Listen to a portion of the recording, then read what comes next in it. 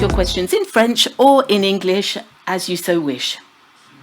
This morning, we're going to be talking about regulations. We're going to be talking about artificial intelligence in Europe. You know that it's something that's very much current and up-to-date at the moment, and we're going to be talking about the consequences in the field of defence. We're not necessarily going to be saying that we are right or wrong to have these regulations. The idea is to have a look and see whether it's a strength for our democracies, whether it's a weakness, and also to see how Western governments and how Western democracies are organising themselves and getting ready so that they can deal with this issue.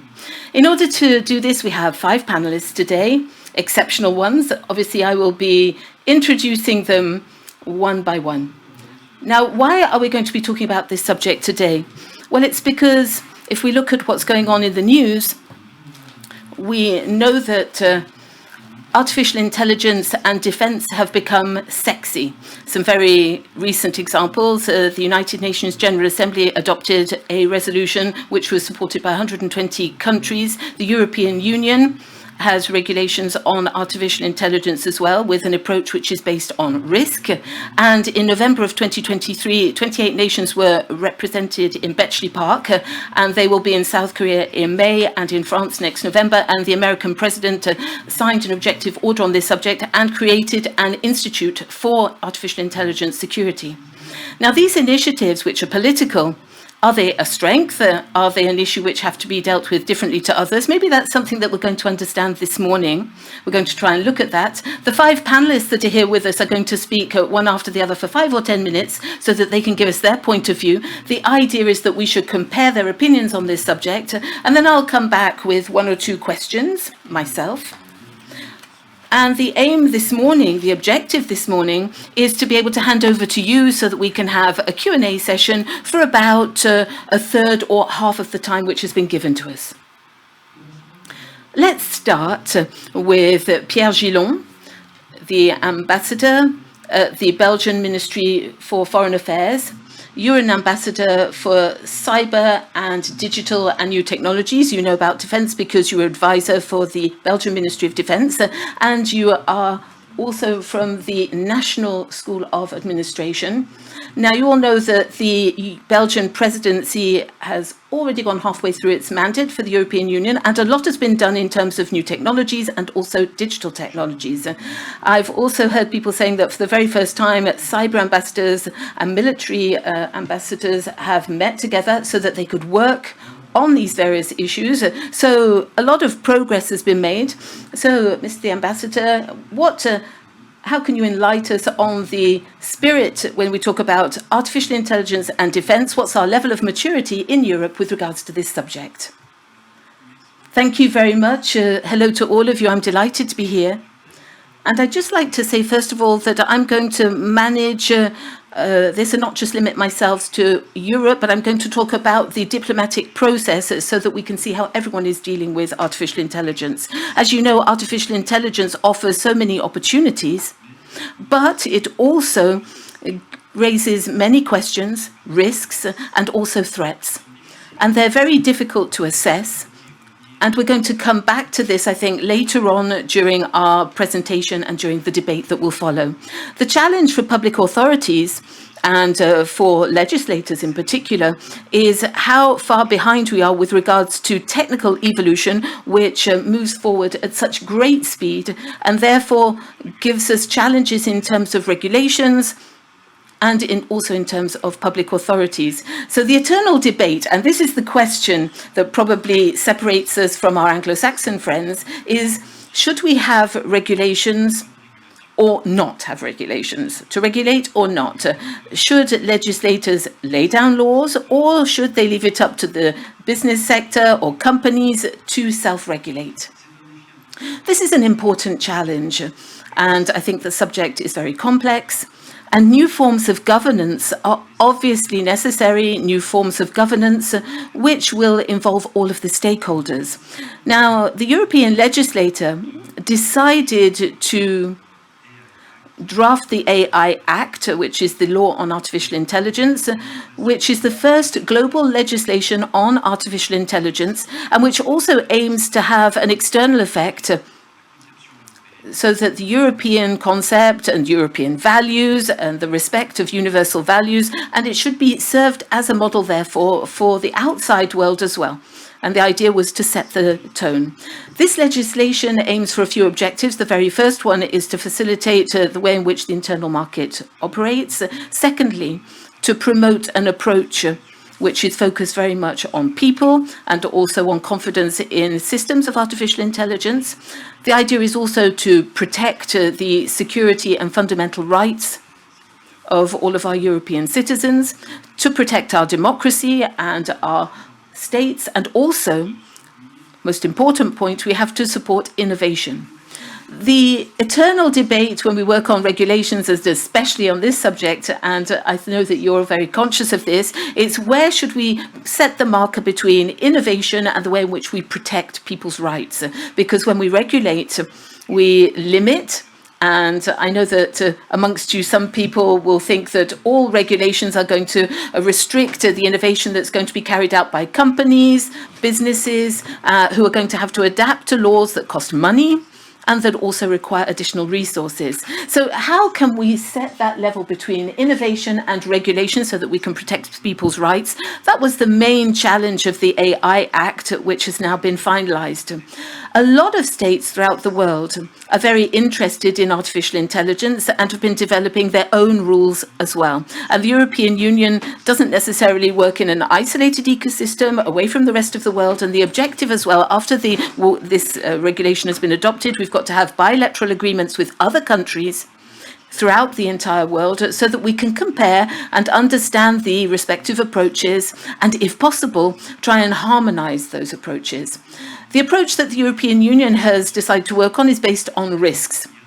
And so they have given a hierarchy to the risks and defined rules which will be applied depending on the risks of artificial intelligence in various systems. The first level would be unacceptable risks, and these have quite simply been forbidden. They concern anything that concerns social scoring, people's privacy, and other fields that are linked to that. The second level of risk is a high or very high risk, and for the systems that are included within that risk level, they're going to be submitted to compliance levels and also tests before they are actually put onto the market. And then finally, there are other artificial intelligence systems with obligations as well, specific obligations for systems which are directly in contact with human beings. So they're systems with obligations of transparency and also what's produced by artificial intelligence, which has to be given a label and indicated as such, identified as such. And then there's another category of risks, which is linked to what we call minimum risks, where the risks are only quite minor and they shouldn't have any specific regulation. So that's what's happening at the moment in terms of the European Union that concerns the way in which we protect people's rights for our internal market. And last week, there was the negotiation of a framework within the Council of Europe which aims to protect rights and democracy. You know that the European Council of Europe, based in Strasbourg, is an organization which aims to protect rights and democracy. And what's very interesting in this negotiation for this framework agreement is that the negotiation was open to non-members of the Council of Europe, including the United States and Canada, and they both participated in the negotiation of this framework agreement.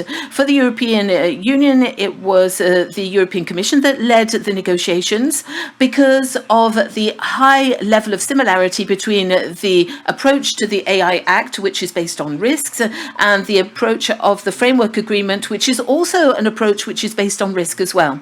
So what is the impact on defense and military applications? Well, in the AI Act, specifically, the question of the military was completely excluded from the regulations. And in exactly the same way, the question of national security was also excluded from the framework agreement for the Council of Europe. Now, that doesn't mean that there shouldn't be regulations and that there shouldn't be anything in the military field, and I'll come back to that later on. Now, from an international point of view, artificial intelligence is at the center of all of our thoughts and negotiations. At the beginning of March, I was in New York with the Open and Networking Group on cyber, which you've probably heard of.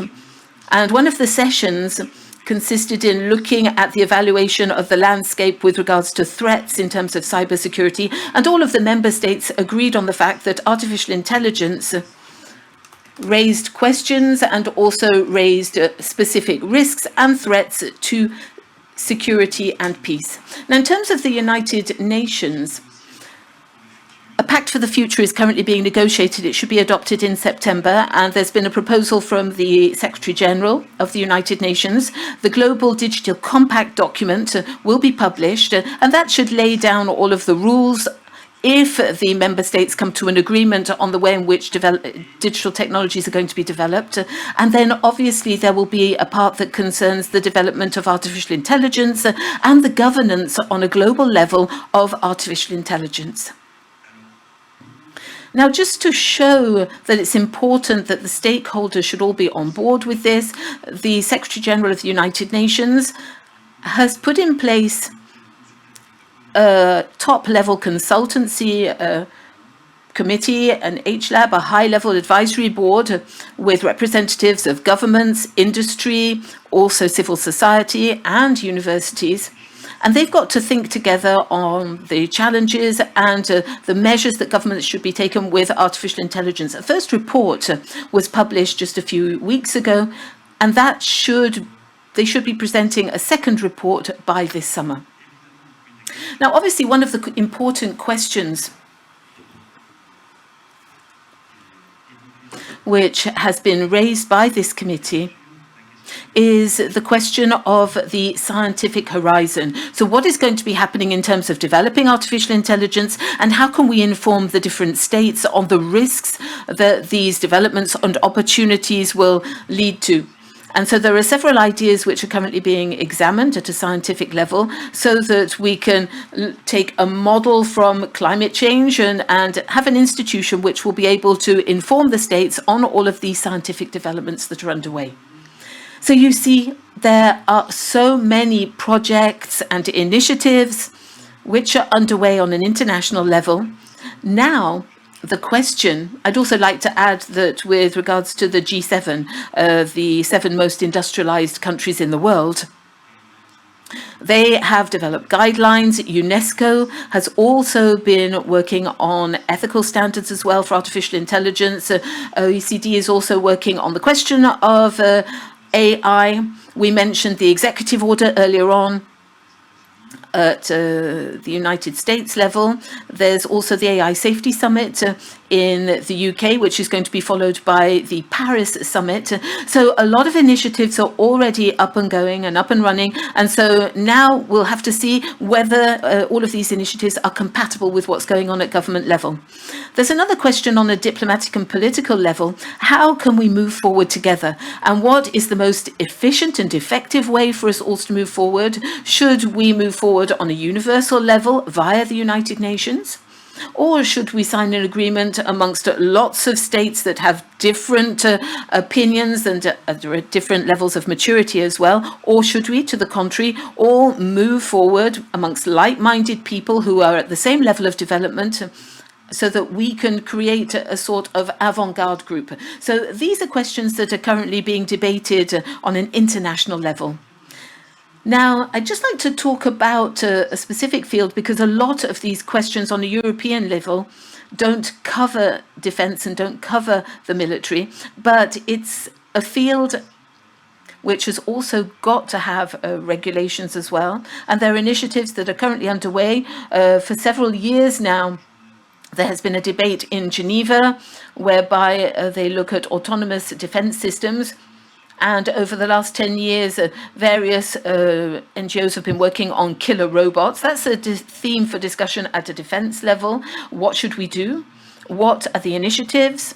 In terms of Belgium, we have a position which is quite advanced on this subject, and which also comes together with the proposal made by the Secretary General of the United Nations. And our aim is to forbid autonomous kilobots. So these are weapons that can kill without any human intervention whatsoever. So that's our position.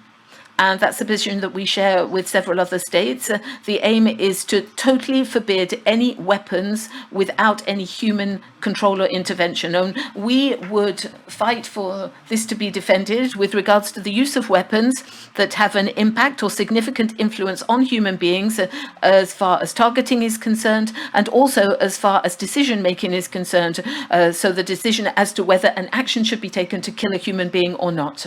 I'm going to conclude with those words by saying that there are several initiatives underway, a diverse number of different approaches. There are obviously regulations from a civil point of view, but from a military and defense point of view, we obviously know that there is a need for regulations. There are various differences of opinions between the states, but these are processes which are very different as well. Thank you very much. And as we were talking about that twinning of diplomats with technology, I'd like to turn towards General Van Stritten. General de Michel, you are an engineer, and in your military career, you were very quickly interested in new technologies and their application in the field of defense. And I can mention the major role that you played in the adoption and the implementation of the drone system within the Belgian army. And so we're talking about the autonomous systems that you mentioned earlier on. But you also worked on the new vision for the Belgian strategy for defense. You are at the head of the Belgian Cyber Command. And we would therefore like to hear what your opinion is with regards to this problem, and what is the place of artificial intelligence in your activities. How can we find a link between artificial intelligence and cyber technologies in defense? Hello, everyone. Just to answer that question, maybe I could start from the beginning and maybe move away from what we agreed and maybe speak in English, maybe talk about Back to the Future. Back to the Future, why? Well, because when you examine what happened, for example, in Ukraine, you can see that there are military actions which would make you think of the First World War, right? But there's also the level of digitalization which is involved in this combat or this fight, which is so close to the First World War. Because in my opinion, if we look at the transformation within the Belgian forces with our cyber command, it's not just an additional layer that we are adding to our defense. It's something which is firmly linked to what's happening physically and in reality. And so it's a bit like quantum physics. The idea isn't to disconnect it from anything else. The idea is that should it be firmly intertwined. For about 15 years now, we've seen that society has become more and more digitalized, and it's becoming more and more important. And from a defense point of view, within NATO, in 2016, at the Warsaw Summit, we created a fifth operational abdomen, we call it. In actual fact, it was the fourth. So a fifth operational domain, which is cyberspace. Now, cyberspace, next to the physical spaces, land, air, sea, which is what's characteristic of these 5 operational domains. The aim is to be able to plan and execute military operations, because our adversaries are also working in this manner. And so what's specific really about this cyberspace is that it has been built by human beings. And the ownership, if we look at 80–90% of the time, it is created by major companies that are not publicly owned, major organizations that are not owned by the public. And so that's just the setting for you. I just wanted to give you the framework. And so this cyberspace has 3 layers as far as we're concerned. A physical layer, the cyber logical layer that we call the cyber layer, which wouldn't exist if we didn't have any transmission channels of signals with fiber optics or electromagnetical signals which are sent along the surface of the Earth with 4G, 5G, whatever G. and also the electromagnetic waves that travel via space for satellite communication in a traditional manner, but more and more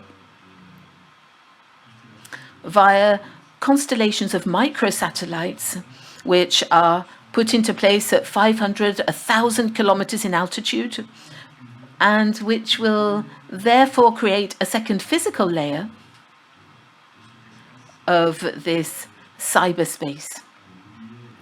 Now, I forgot the cables. I forgot to mention then the intercontinental cables, which are under the sea, along the coastlines.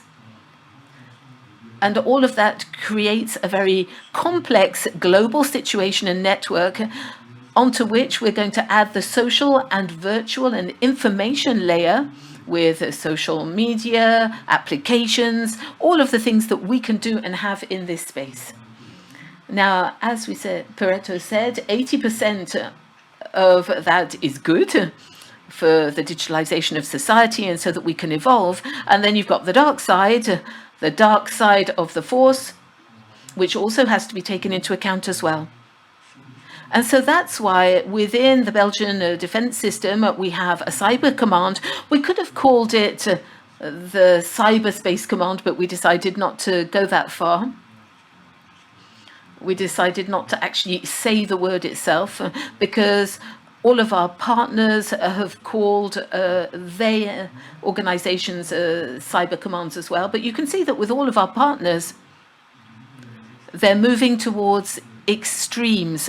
So they're moving towards that physical layer with electromagnetic warfare, and slowly but surely they're moving towards an information warfare as well, with information operations as well in campaigns. And so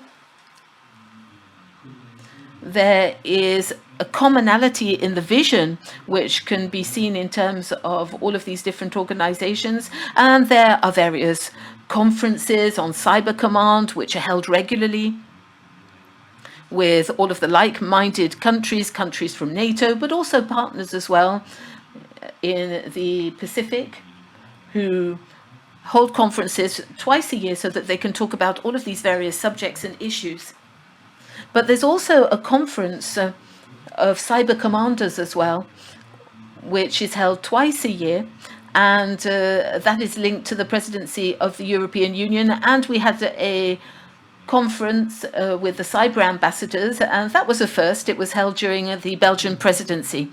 So I'm saying all of this just to show that in Belgium as well, we're trying to see how we can innovate in terms of our organization with our defense, so that we can include the digital aspect, which is fully entwined with the physical aspect as well.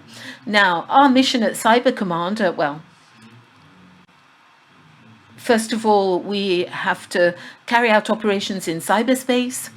Preventive measures are taken, so anything that concerns rules of best practices, developing cryptographical chains for all of the weapon systems, electronic systems of protection as well, best practices in terms of networks, etc., etc. So that's the preventive side. Then we also have the active defense side, where we work on programming electronic warfare systems and defensive systems, where we also program any aspects that are linked to cyber defense, and then other aspects as well, which are linked to our reactions in the event of an attack on our information systems. We're also responsible for collecting intelligence in all of these fields, and we're also in charge of developing capacity so that we can have defensive measures in place in the event of an attack on NATO, for example. So all of this covers a very vast domain. It covers lots of different technological fields, and I'd like to therefore move on to the challenges. We've got to develop all of these capacities for all of the Belgian defense system, so that in the event of a crisis, we will be able to serve the national ecosystems. The challenges, well, there are two main ones. The first one concerns the explosion in the speed of development of all of these technologies, and cryptography, for example, is one field. Another one concerns artificial intelligence, which is very much the subject of the day. And in this case, the problem with these technologies which are evolving so quickly, if we're going to have an organization in our defense, then it's no longer possible within one single organization to be able to master and control all of the knowledge so that we can face the complexity across the world and the way in which all of these possibilities are evolving. And so for us, the only key word is partnerships, the partnerships that we have already put into place, first of all, on an operational level with all of our operational partners, so the binational agreements within two main organizations for defense, which are NATO and the European Union. And then also with our other partners on a national level as well, like the equivalent of the gendarmerie in France, the federal police in Belgium, the intelligence services, and also our crisis units, and also the Belgian Security Center and cyber diplomacy as well, etc., etc. And so all of this happens within a platform which operates as part of the National Security Council in Belgium with our ministers, where the questions of security are debated and discussed, and we also decide on the allocation of a cyber tax, which we might mention later on. Now, to come back to the partnership, other types of partnerships that have been put into place already include partnerships with universities, the academic world, with industry, and also with society in terms of training. And in particular, with regards to artificial intelligence, we have a partnership with our military school, our military academy, and via that with all of the projects that they participate in with universities and research centers on a national level, but also on an international level as well with research projects. So that's just a quick overview, a quick summary of how we think in terms of defense, how we think in terms of cyber command, and that's how we're organized as well. So not so that we can be ready for something that's already happened, but to see how we can think ahead and look back to the future. Thank you, General. I suggest now to turn to Luxembourg. Ben Fettler, you are an engineer. Your career is in the civil world, and you joined the governmental teams of Luxembourg in 2007. You're the cyber director in defense, and you have developed the first cyber strategy. You have also led the work on autonomous weapons. So I'd like to know what our friends in Luxembourg think about that. And I can tell that they are very active in the European and NATO structures. Indeed, and thank you. I'm going to tell you about the situation in Luxembourg and how we address the topic of AI in Luxembourg. As already mentioned, in 2019, when I joined the defense, the first thing we did was to set up a strategy of cyber defense, mostly according to 4 strategic objectives. And the one we address today is the one of future challenges. We thought that we had at least every 2 years to map challenges and future opportunities in the cyber world. And with no surprise, one of the topics to address was AI. And especially in that really wide and huge topic, we have identified some priorities for us. Indeed, Luxembourg has restricted human resources, so that we need to prioritize a few topics. So for us, it is artificial intelligence and malwares. Second, we need to examine the systems that we have set up, the surveillance of systems. How can we use artificial intelligence to facilitate surveillance? And third, that's SOC automation. And third topic, it's linked to the other domains of defense. That's AI in weapon systems. The topic is a bit wider than that. It is about emerging technologies in weapon systems. But very often, we restrict the topic to artificial intelligence. Based on these identified priorities, our minister has set up, or rather put the level at the level of the government of Luxembourg. And we have decided to organize an interministerial working group because, with no surprise, we have identified that it's an interdisciplinary topic. That means not just something that has to happen at the level of defense. We need to interact with the other stakeholders. That is industry on the one hand. That's why in that working group you have the Minister for Economy, then of course Justice, and at international level there are many initiatives, as Mr. the Ambassador has mentioned. Then we had the Ministry for Research and Higher Education, because we really need to understand the content. We need to launch research projects and give them the means to do research properly in order to make informed decisions later on and to give the necessary inputs to the international organizations.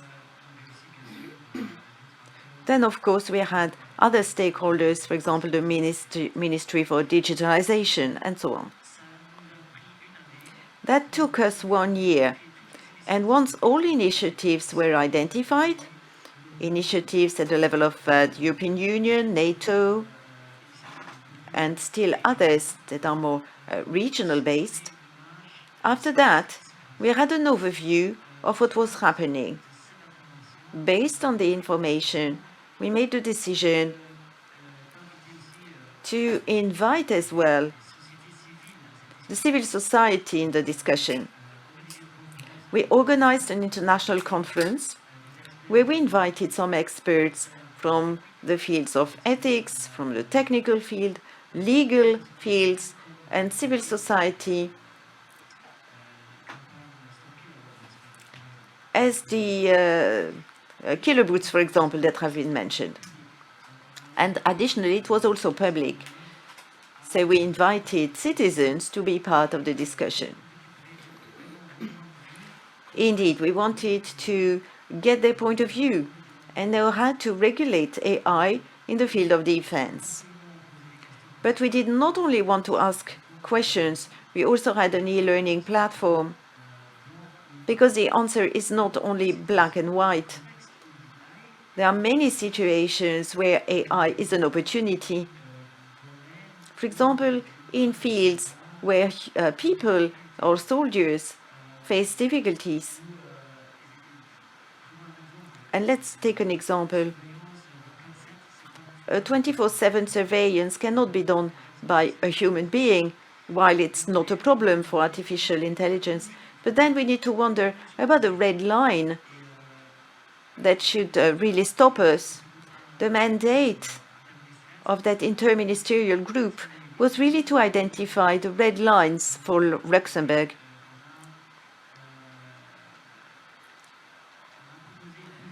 We have suggested a proposition for Luxembourg to the government, and it was approved last October. It's public. That means that everybody can have access to it. And the first question that was open at the level of the working group was, what do we mean by systems of autonomous weapons? What does autonomous mean now and in the future? Because currently, artificial intelligence is still at a limited state, but we imagine that in the future it could become a danger.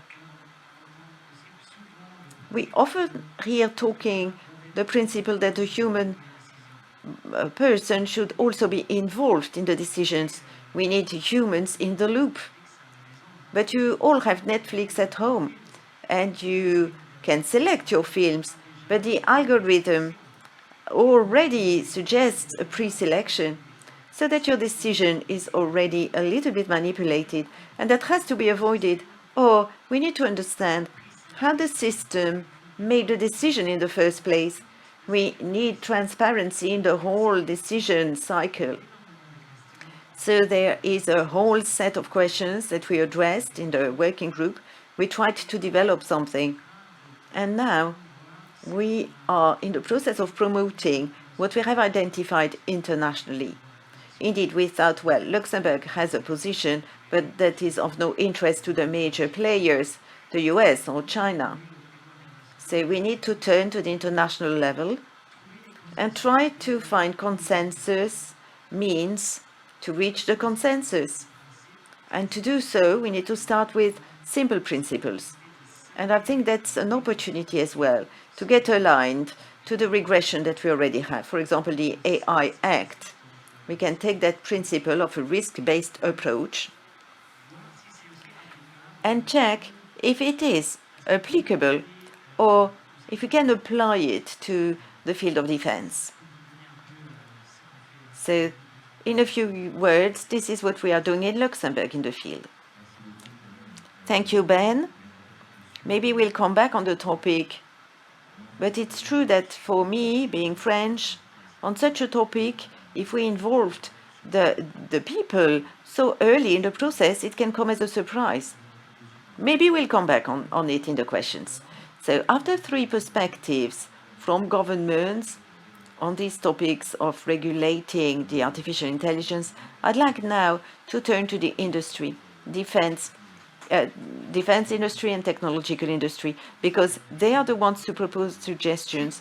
They are the ones who need to make the link between the needs as expressed by state ministries and by the defense, and a regulation that is going to adjust, that can be early or lagging behind, I don't know, according to what could wish, and all that in compliance with our values. Mr. Eric Van Kang. Eric, for 3 years, you've been part of the Agoria, your senior business group leader in cyber. And Agoria is the Belgian Federation of Technological Industries, including the defense industries. Your mission is to promote new technologies and help industry in that frame. We'd like to know how you experience from the defense industry the acceleration of the regulatory pace in Europe and beyond. What's the interest of society and the decision makers for new technologies and in artificial intelligence in the defense sector? Good morning, everyone. First of all, we need to understand the context. I don't know what's your level of understanding of it. There are 2 worlds in the cyber, and then I'll tell you about the AI level. You have the traditional world of IT that you all know with servers, computers, but there is another world, the OT, operation technology. The world of OT, if I can give some examples, that's nuclear, transport, gas, electricity fields. That's rather the industrial manufacturing world. Why am I making the difference between the 2 worlds? That's because it's going to have an impact on the decision-making process, and also how AI could have an impact on our day-to-day. What's the specificity of the world of OT? Unfortunately, that's a world where the cyber maturity is really low. For example, Agoria started a survey in 2021, and 50% of entrepreneurs that took part in the survey believe that they are not concerned by cyber. And second, it's also 48% who recognize that they have information assets of a legacy level that dates back to more than 10 or even 30 years. Because as you know, in the OT world where it works, you don't touch production. But there is a development of new technologies, and unfortunately the world of OT is not always aligned with the technological developments. I'd like to insist on something now, and I would encourage you to remember that. You have the 3 Ys in OT. You have legacy, with obsolescence. You have safety, which is essential, and I insist on it. Safety, that's about the impact on human life for all employees, but also consumers, users of applications, of apps, and the other products of OT world. And then there is a difficulty to have an impact on that, to change, to adjust that production, so that we need innovative solutions. If it stopped there, it would not be too serious, but there is also the factory of futures, or the 4.0 industry. What is it exactly? That's when you merge both worlds. That's AI, OT. So you have a world of IT that is mature with a world of OT that is not. And you reach a new ecosystem that way, with the consequences. What's also interesting is that today the threats are increasing. You all know phishing, I hope, and you know that you should not click on something that is not appropriate. You probably also know what ransomwares are. Your data is encrypted and you can't use it except if you pay a ransom. But there is more than that. For 2 years, we've noticed a new threat, wiperwares. Some laugh at it because it sounds like a Tupperware, but what is it, wiperware? That's a malware that has the ability to wipe. So it's more than erase. It's really take action in the chipsets with the objective of killing your defense systems. And then you get vulnerable, of course. And unfortunately, we are already in another category. These are the killwares. Phishing, ransomware, wiperware, killerwares. And what's that? That's simply, if I can say so, a cyber attack with an impact on human life. We already have some examples, and Gartner predicts in 2025 an explosion of the killwares, and we have more and more examples. And these are especially attacks on hospitals, for example. I think that in France, there have already been some examples. Same thing in Belgium. Just imagine that we can take the control of emergencies so that we can change the treatments. You can't imagine the impact it can have. Now, if you add that AI layer in that phishing, ransomware, wiperware, killware layer, what's going to happen? We're going to have the first step, that's the deep recall. That means that you'll have autonomous systems that have the capacity to analyze the cyberspace, the recall, and find the faults. It's an automated scanning in a way. And then you have deep phishing. I don't know if you've heard about it, but we had a first example last January where a company lost, I think, 26 million, a Chinese company, simply because they had teams with the same faces, behaviors of executive people. So it was a deep teams, but so well done that they paid based on the managerial decision, and everything was fake. So we are already at an advanced level of deep phishing there. And personally, I would say deep targeting. What's that? Let me give you an example. You can target some targets, in a way, in an automated way. I'm going to give you an example. You probably know the unit 8200 in Israel. They use AI, and it's official to take offensive actions with the support of artificial intelligence. And then, at the next step, that's a killware with the AI layer. Just imagine, no, that's not even imagining. For the Chinese New Year, in February, you saw that wonderful dragon. It was autonomous. But if you look at Ukraine, you have 1 million drones customized with little missiles. If you combine both with a good algorithm, that can make a lot of damage. And there are some worries at the defense level with 300 drones, well armed, you could damage some plane carriers. So that has to be taken into consideration. What's positive, because let's try to put it positively, we have a tsunami of European regulations. You all know NIS 2. We've talked about the AI Act, but you also have Cybersecurity Act. There are plenty of regulations coming in order to frame certain things. Bad news is that often these are nation-state attacks or professional hackers, and they do not always follow the rules. And that has to be taken into consideration. And to finish, a conclusion, what can we do? First thing, I think we all have a role to play, and same thing for you. You really need to communicate where we stand today.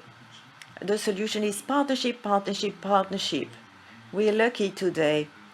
We can have partnerships with defense, as Michel van Stratum has announced. Agoria collaborates with about 100 companies, and the objective is to collaborate all together and set up some solutions or approaches to help that world of critical entities.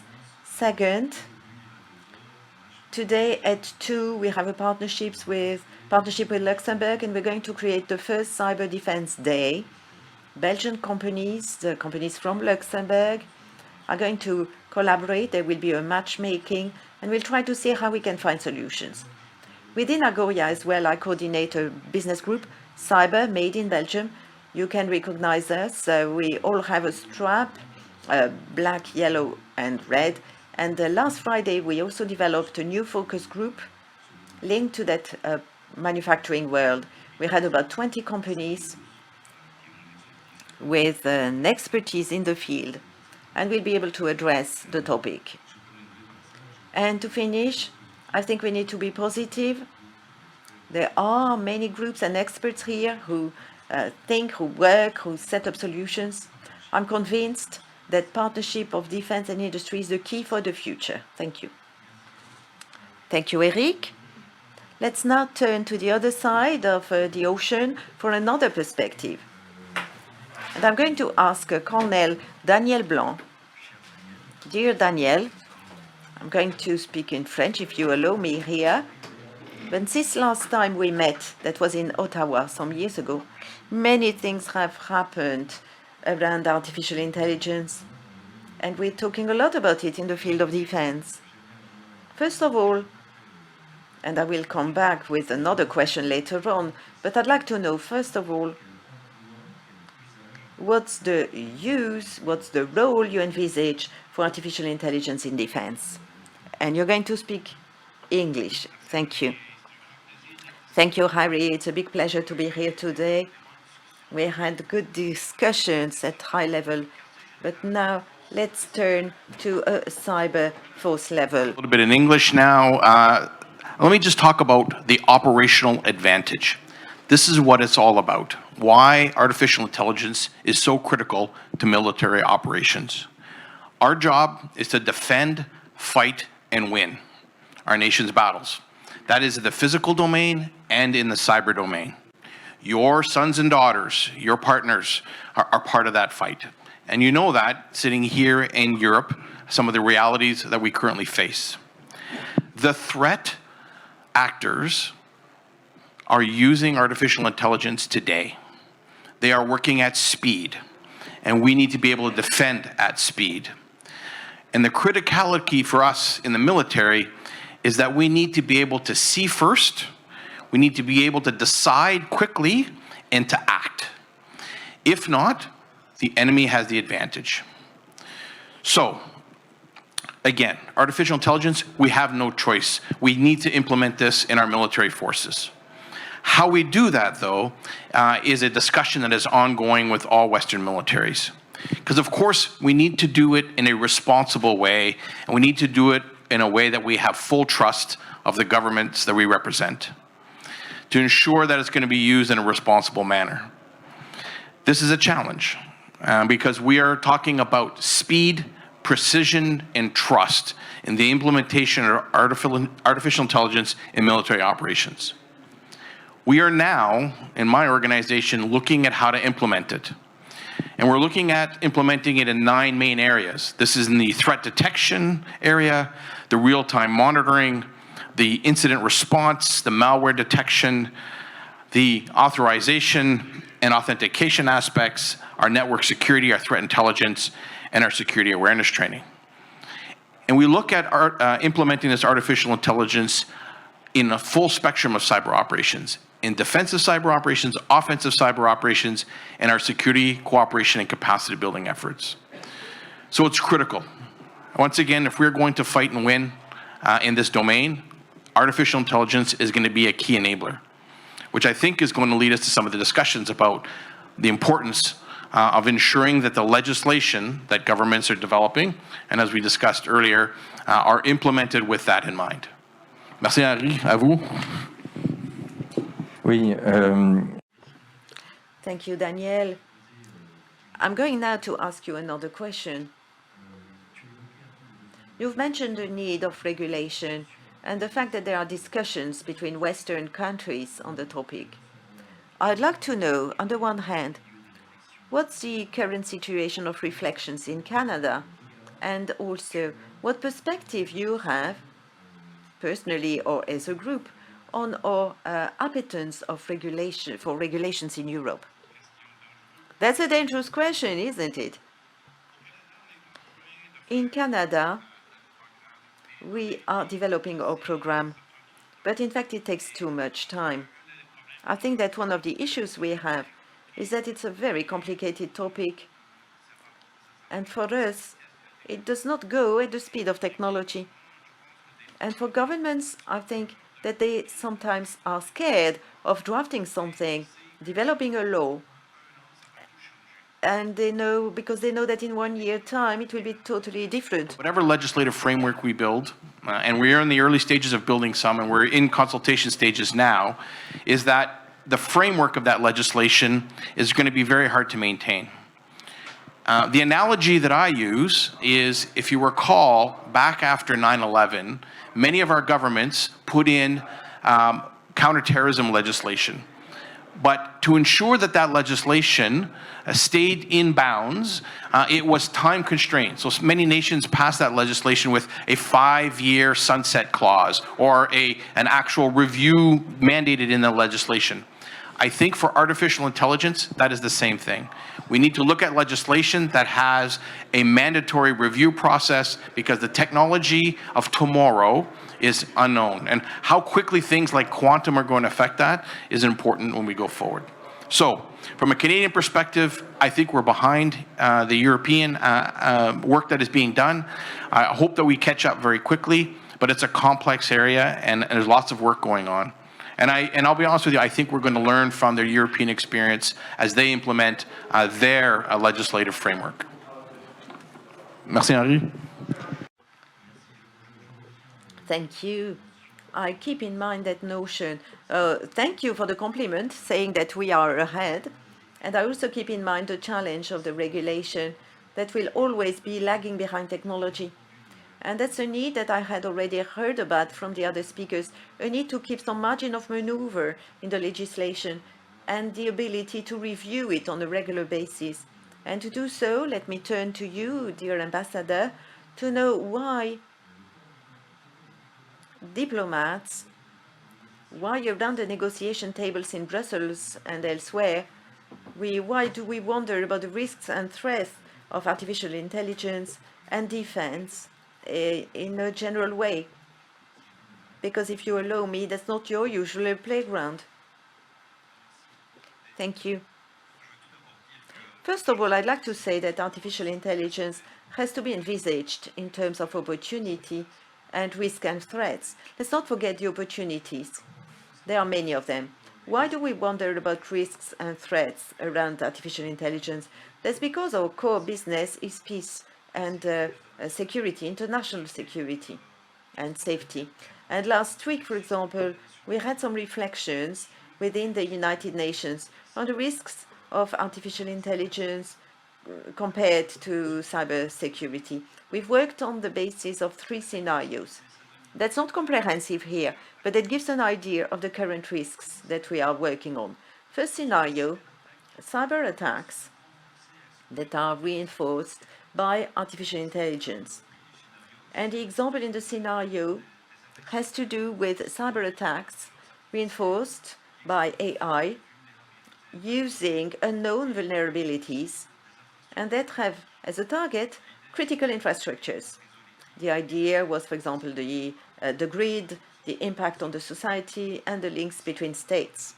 And if we push the reasoning further, something that I like to envisage here with you, about an attack of an autonomous AI on a critical infrastructure, for example, a nuclear station. The attack takes no time, you don't know where it's from, and it has the effect of a nuclear bomb. In that case, what is the policy of nuclear deterrence that is led in France, for example? In a conventional nuclear war, you have some minutes to react, to know where the missile comes from or the nuclear load. But in this precise case of an attack led by AI that complexifies a cyber attack, the international rules, the deterrence rules and safety rules are totally modified. Second scenario. There's the scenario of an AI used in our societies.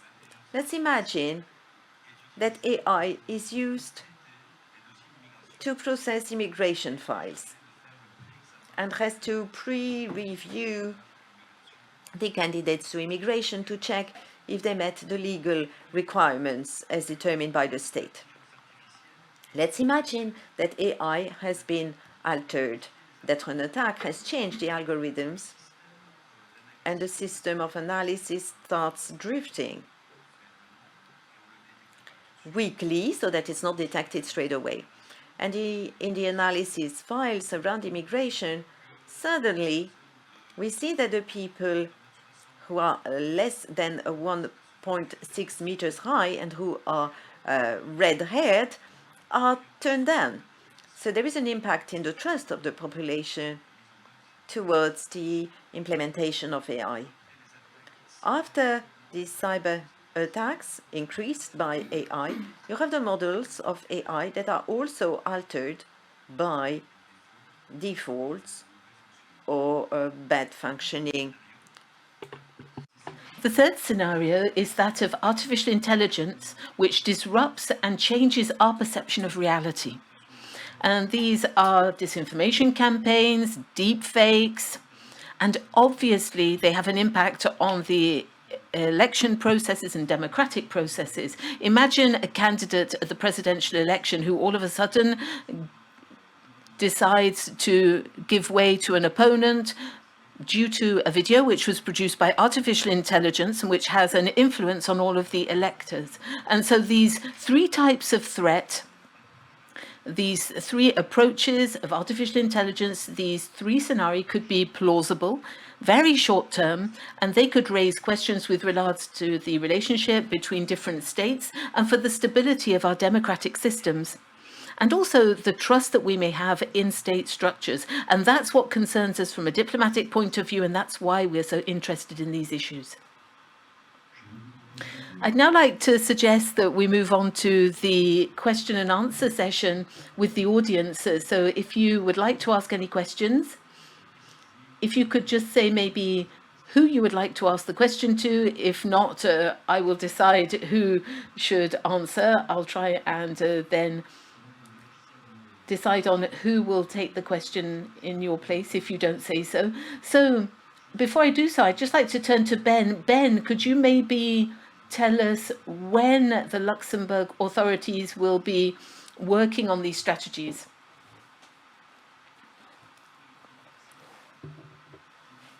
Yes, from our point of view, it really is very important that we should involve citizens as well, because there is an impact, there are impacts on all of our citizens. So if I take some examples, if we look at how we could use these systems all of the emerging systems, so that they could be used against the interests of normal citizens. And if this is going to be the case, it's therefore very important that they should be included. We should ask them what their opinions are, what they need in terms of regulations, also for defense. And in order to do that, in order to carry out that exercise, we have to start by informing people of the risks, of the dangers, but also the opportunities. And we have to inform them by saying, if we have too much regulation, then we'll never be able to react in the face of adversaries who don't have the same type of regulations. And so that's why we wanted to carry out this exercise, so that we could avoid finding ourselves in a situation whereby if we're against people who don't have that much regulation, then we might not be able to have discussions and say, why didn't you make this decision? Well, it's because we didn't have the information initially. We didn't have the information at the beginning of the whole exercise. And so it's something that doesn't necessarily happen like that all the time. But as we're looking at something which very much talks about the future, we thought it was necessary. Okay, thank you very much. Let's move on to the Q&A session. We've got about 25 minutes that lie ahead of us here, so if you'd like to ask any questions, don't hesitate. Our panel are available. Okay, over to you, please. My name is Georges Géren. I wonder if the audience could take a microphone, please, so that we can hear the question for the translation. As far as I can understand, the question is for the ambassador for Luxembourg in Canada. So with regards to the use of artificial intelligence, you mentioned human intervention, meaningful human intervention, so that we could avoid an autonomous behavior. What does that mean exactly? What does it mean, meaningful human intervention? Because when I take the example of deep targeting and killerware, maybe we have got the human being between that decision being made when the system switched on. But what do you mean by meaningful human intervention? What do you understand by that term?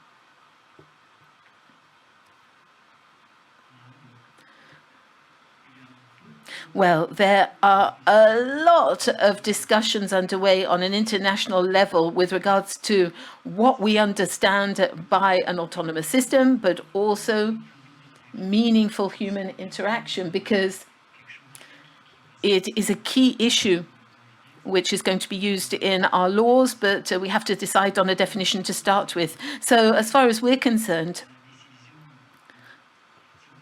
if we talk about a weapon system, the decision that's made by saying, can we deploy force against an object, yes or no, that decision has got to be made by a human being.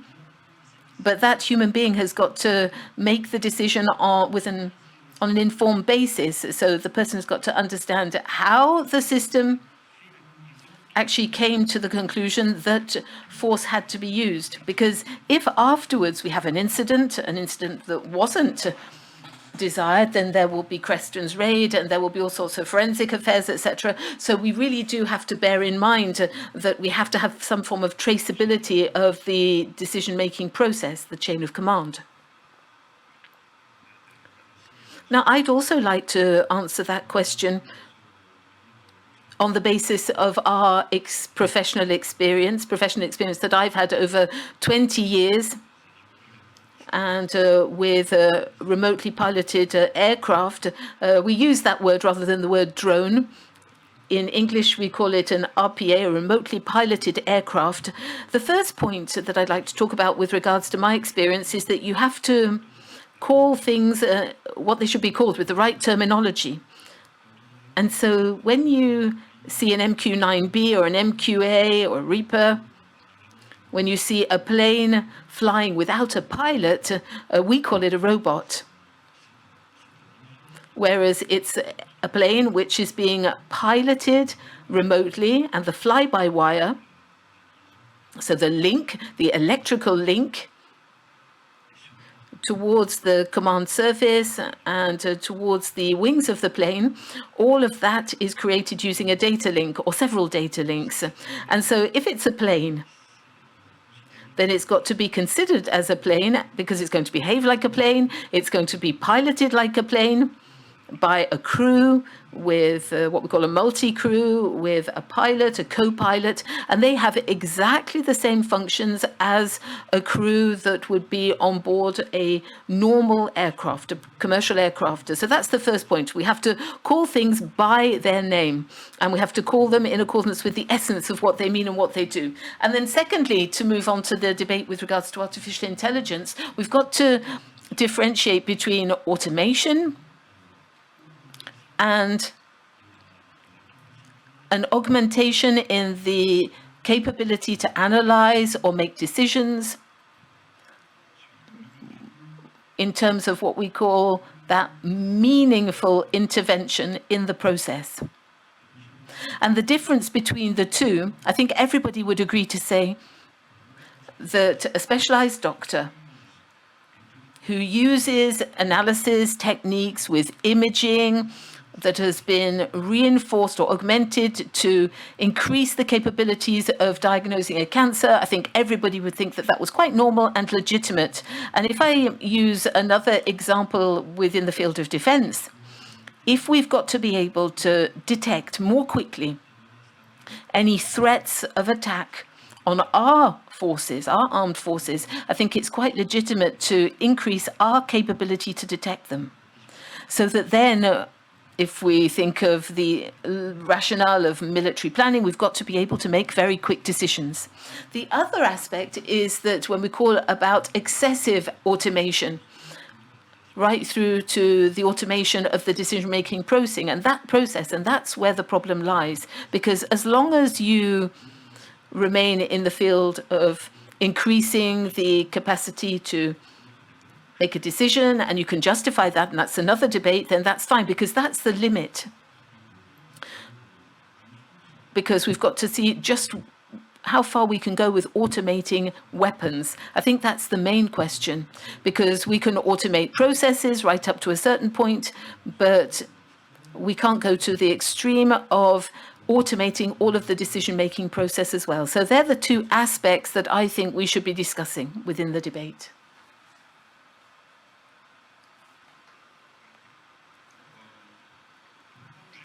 Maybe to continue from that excellent distinction which is made between those two aspects, I think we've got to look at the predictability of the weapon. If it's automated to an extreme, then we know its behavior. But if it's a model which is led by artificial intelligence, we don't know what the behavior is going to be. And that's the main difference between the two. So when you talk about meaningful human intervention, obviously that is at the heart of our debate. That's what's got to be discussed between all of the different states that are going to negotiate so that they can agree on what that really means. For me, I think we've got to distinguish between the different phases of the system and also the different phases of the weapons. For me, what I would say as a personal definition is it's the capability of human beings to contradict the machine and to contradict artificial intelligence by giving an alternate decision. But obviously that's very complicated because the artificial intelligence system has a capability whereby it can manage data in a far more superior way in comparison to a human being in terms of the quantity of data, but also in terms of the response time. And the real challenge for a human being is to not be crushed by the machine. And in a given circumstance, a human being has got to be able to contradict a decision which is made by artificial intelligence, but there's also got to be the response time necessary so that a human being can make a decision which is based maybe on other elements than those used by artificial intelligence, like ethics and humanity, which are all aspects which are part of international law. And so it's the human being's capability of being able to give an alternative opinion and so that it can take control over what's going to be decided by artificial intelligence. But that's going to be the core debate. Now, I saw that there were two other questions at the back of the room, if you don't mind taking a microphone. And let's take those two questions. we have projectors here in front of us, so don't hesitate to do like you would in a restaurant when you've got the waiter who's not looking at you. Don't hesitate to wave so that we can see you. So first question. Hello, everyone. Thank you very much for your presentation. My name's Antoine Briot. I'm at the French Cyber Command. And I would like to ask a question to General von Schritter and Daniel Blanc. Now, you spoke about the use of artificial intelligence in terms of perception and the change in perception. I wanted to know what your thoughts were at the Belgian Cyber Command and also the Canadian organization with regards to cyber cognitive forces, because you know that China is developing programs whereby they can modify the perception that we have using artificial intelligence. And I wanted to know what the military thought about this, and also with regards to the use of artificial intelligence in this type of conflict. Thank you for that question. Maybe we can take the second question at the same time. Hello, everyone. Laetitia Viard. I'm a lawyer. My question is with regards to the legal framework, because we know that it's already quite weak in terms of artificial intelligence and even weaker or non-existent with regards to military applications. You said that in Luxembourg, as part of your consultation with the working group, you said that you had involved legal advisors. I wanted to know what their role was, their position, what's their role as well in terms of the implementation of your strategy. Thank you very much. Okay, so Daniel, Michel, and then Luxembourg. I'm going to try to answer this one a little bit uniquely. Why the concern? Human emotions drive our actions. And emotions that we all have are easy to manipulate. The way to look at this is that the adversary can hack our minds easily. And if you don't believe me, look at the social media trends and some of the challenges we're having with folks on the disinformation, misinformation space. Therefore, artificial intelligence is going to be used to influence human behavior, even more than it is already today. It's going to get worse. So the use of AI to manipulate our population through the influence of this emotion is of great concern. And I don't think we have the answer yet of how to counter this. The level of disinformation, misinformation that's being put out there, governments cannot react quick enough. And we try sometimes to make sure that we get the truth out quickly, effectively, and to multiple platforms.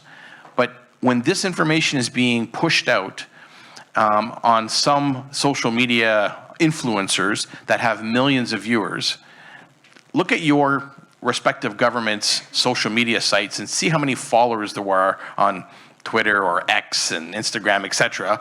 Compare those numbers to some of the other influencers that are out there. We joke a little bit about the best thing that we could ever do for our cyber forces would be to get Taylor Swift to retweet something that we've put out, right? Because she has millions of followers. Most governments don't. And also look at the demographics of who is on those social media sites as well. I'm not sure we and other governments are always in the right space to get that information out quickly, effectively, and to counter some of that disinformation. This cognitive warfare issue is still new to us. We're still trying to figure it out. And I hope that collectively the Western world can work on some solutions to this. As far as Belgium's concerned, the Cyber Command has a specific role to play because we're also part of the intelligence services as well, and also work on security and defense for Belgium. We have a specific role to play in the way in which we detect what we call FEMI, Foxtrot Gamma India, which is a standardization of the definitions within the European Union in terms of disinformation. So it's foreign information manipulation and interference. And so it's interference and the way in which information is manipulated, information that comes from foreign organizations and countries. And so, as it should be within a democratic framework, we've got to be very cautious in terms of the capabilities and the missions that we give to state organizations and bodies, especially in terms of information.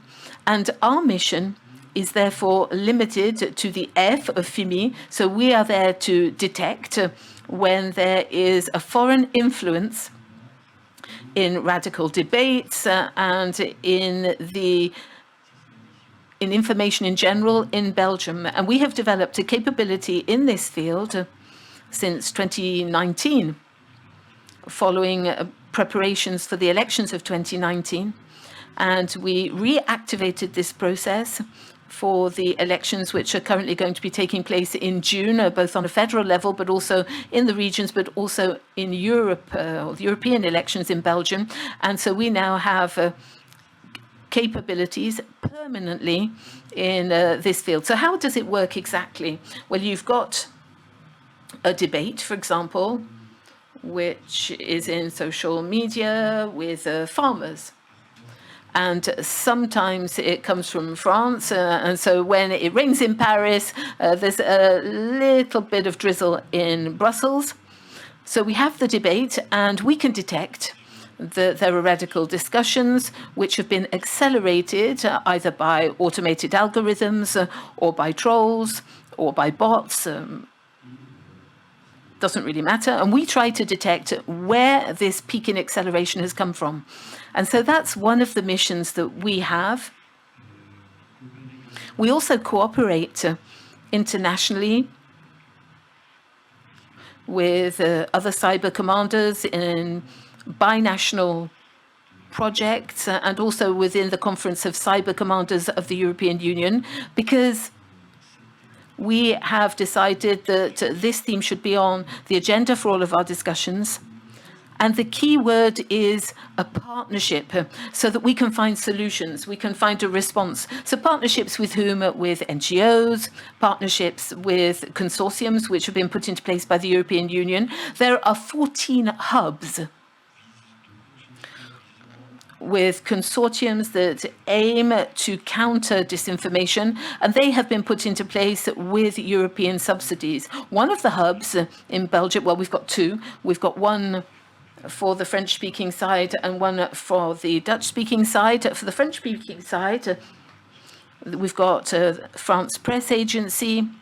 We have got all of the Belgian television stations. We've also got what we call media literacy organizations. And so they are fact checkers. They look at how the media is operating. We have an NGO like Info Develop, which detects campaigns of disinformation. And so by working with all of these hubs, and by working as a team with all of these hubs, they were able to strengthen our schemes and ways of detecting this disinformation. So that's one of the roles that we occupy as part of the Security Council in Belgium. We also have the National Centre for Crisis, National Crisis Centre, which is in charge of disseminating measures to the population and to other critical organizations, etc., and to talk about the decisions that are made at a state level at the National Security Council, but also to implement a platform which is going to be used so that we can increase awareness in this field as well. In France, you've got an organization called Juginum and Viginum, and it's our equivalent, if you like. Yes, with regards to the role of legal advisors in our working group, they played a very important role. First of all, we have to analyze the current situation. So what legislation already exists? And then we've got to look at an international level, mainly humanitarian law. How is it applied to this new situation? So what type of legislation is it exactly? And we now have to add on this additional function with regards to autonomy. So we have to look at what we have in place. Does it already apply to automatic weapon systems? And then the second role concerns the dual use, because we have the AI Act, which applies to industry. But if they're developing algorithms which can be used by defense, then how can that also be applied to industry?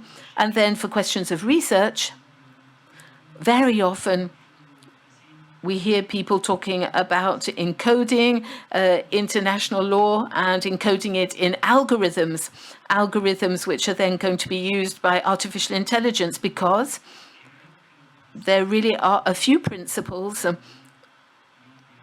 which could probably be used. There's research which has already proven this, regulations which could be encoded for targeting and for identifying targets.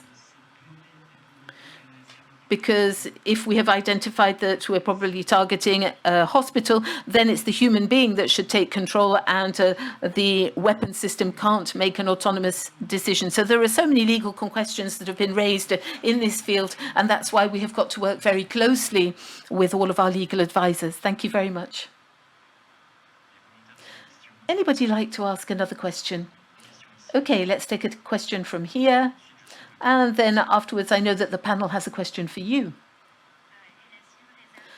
I work for the Air Force. I'm a reserve soldier. You've spoken about NATO a lot. We have various countries here that are members of NATO, representatives. So I wanted to know about the cooperation between the European Union and NATO, and I wanted to know what the internal dynamics were. If we look at the European members within NATO are able to talk about their vision and objectives with regards to artificial intelligence and cybersecurity. Now, obviously, for the allies and for the members, I think that all of the representatives here on the panel are allies within NATO. The dialogue with regards to cybersecurity is making progress. It's one of the objectives as well of the Belgian presidency. The idea is to improve cooperation between NATO and the European Union with regards to cybersecurity. There are various technical meetings held. We have to look at the type of reactions we should have, the type of response. When we spoke about an innovation that we launched was the first meeting between cyber ambassadors and cyber commanders on the 17th of January of this year, where we had joint sessions. And obviously, we also invited representatives from NATO so that we could look at our response to cyber attacks, the diplomatic response to cyber attacks. And so we are making progress, but not quickly enough. And obviously, like in all international organizations, the discussions between diplomats and diplomatic discussions also depend on a certain level of argument that we have within those discussions. And I'd like to talk about that as well, because if we talk about this from a broader sense, it's one of the major areas of cooperation between the European Union and NATO, and especially in terms of FIMI that we mentioned earlier on, FIMI. And we can also see cooperations with regards to innovation and the support for innovation. And that's where the regulations come into play, and I think that's where the European regulation is going to be very important as well.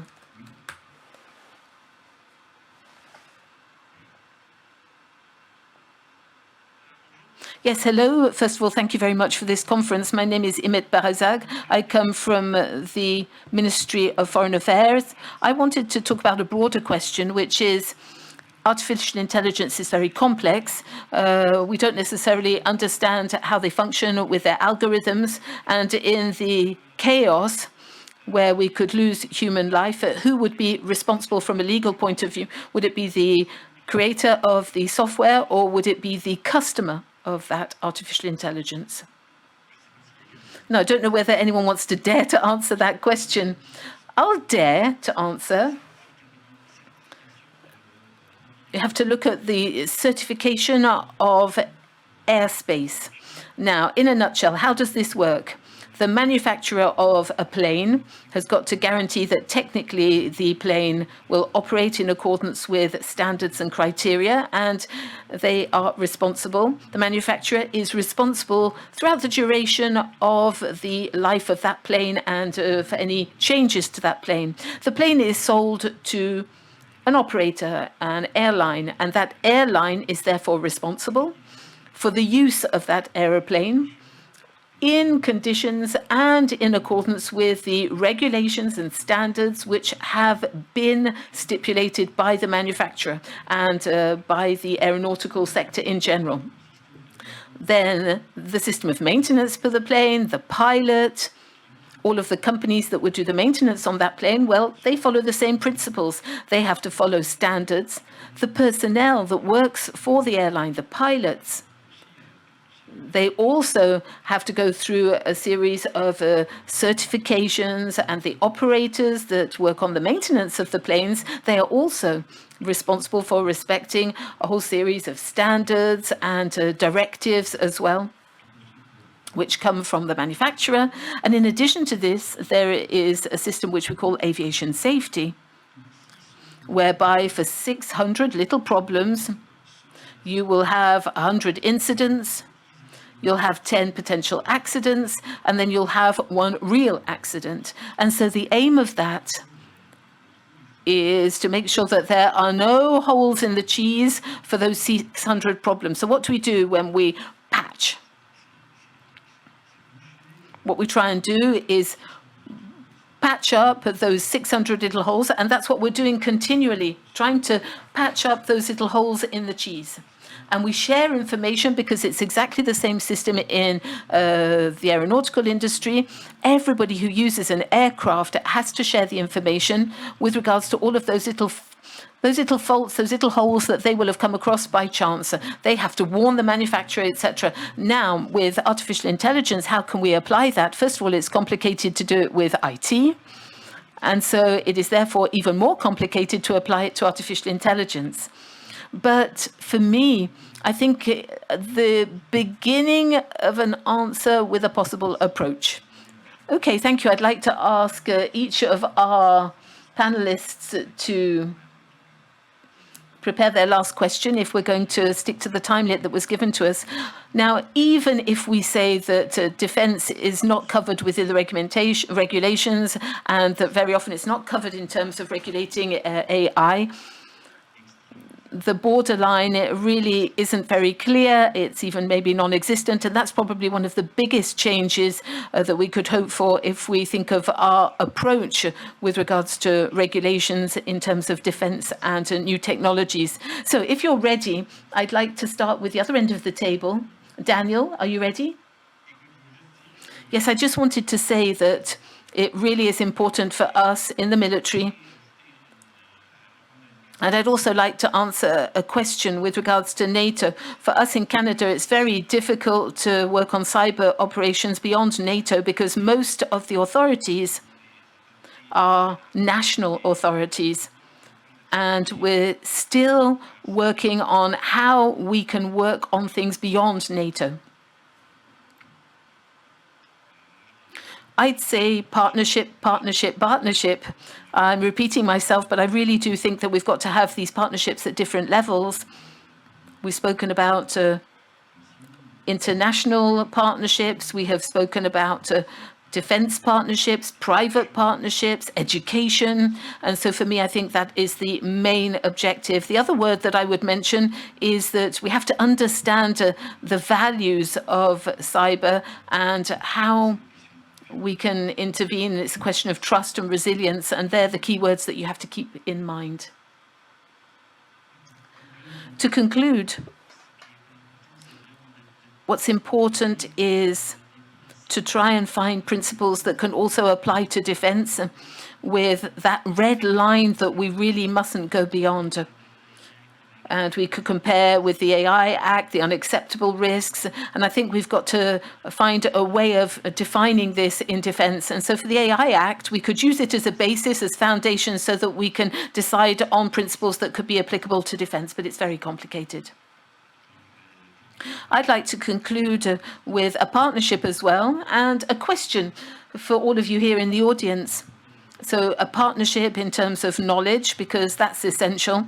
It is such a complex subject. It evolves so quickly, and it is so closely linked to everything that we do in society.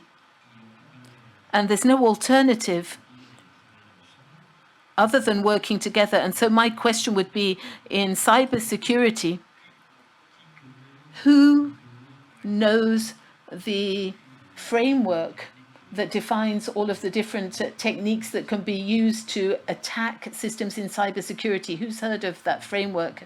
Okay, most people here in the audience, that's a good sign. Who knows the MITRE Atlas? Anybody heard of it? Now, the MITRE Atlas is the AI version of the MITRE attack. And so if in the theme of the conference, you want to go into a little bit more detail about this and the risks that are linked to the applications in artificial intelligence, well, go and have a look at the MITRE Atlas, MITRE, M-I-T-R-E. Okay, to conclude, I'd just like to maybe go over the global framework. We've spoken about AI, but from a European point of view, through our eyes or through the eyes of a transatlantic panel. But I'd just like to remind you that at the heart of these questions linked to artificial intelligence, we also have a combat, a fight, a rivalry between different visions of the world, between visions where we put human beings at the heart of all of our preoccupations, at the heart of our democracy, where we try and preserve our fundamental rights, which are universal rights.